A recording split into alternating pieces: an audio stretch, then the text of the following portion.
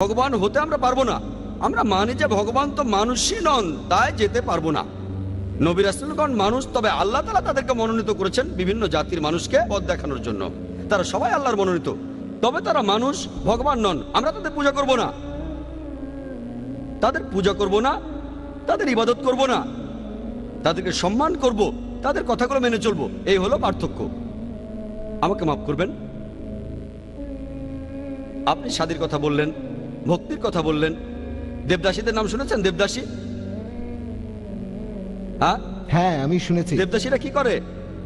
দেবদাসীদের শাদী হয় দেবতার সাথে। ঠিক, তারা যায় কার সাথে?